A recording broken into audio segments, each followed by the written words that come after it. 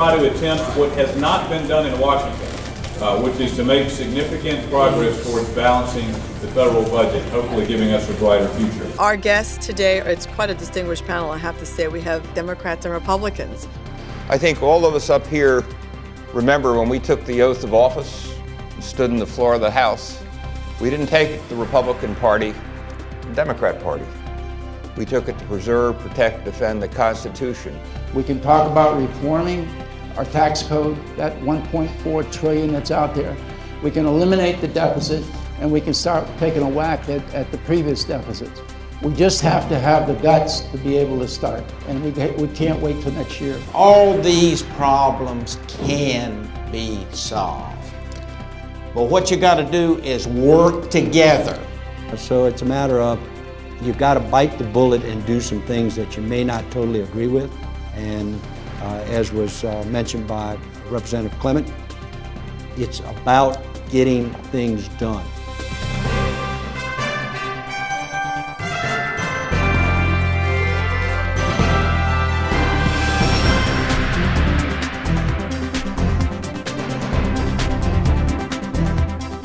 We have to keep all these things in mind and then make a fast decision on 10 questions. So it'll probably be entitlements and defense. Those are the two biggest expenditures out of the federal budget. I say yes. Yes. So we can say yes to that one, yeah? No.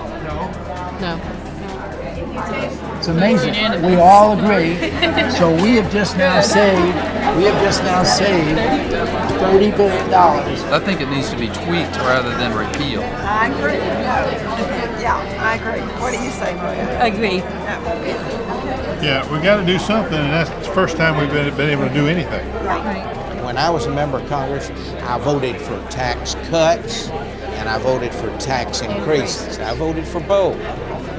And I think you got to look at all the options. We've proven that you don't need 54% of the budget to have a defense that's pretty, pretty good. I do these all around the country where there's just a single member there, and to have 4 members, and every single table was able to experience a little bit of FaceTime with these members of Congress. It was so much fun. They really were grateful for the chance to start to understand what this incredibly complex country is about, and especially our budget. Yeah, I learned a lot. In my table, for example, we cut $8.8 trillion. As I joked with some of them, those that cut the least will probably get reelected.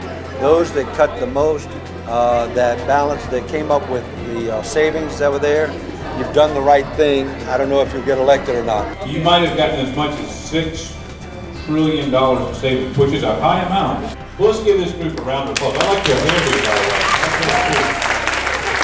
I enjoyed the chance to visit with so many of you. You really give us all hope and faith in the future. And those who are in college and those who are just a little bit over 21, I think it was a great mix, a great time. We hope that you will leave the symposium with a sense that civility and open discussion of difficult questions can provide a framework for solutions that reflect common ground.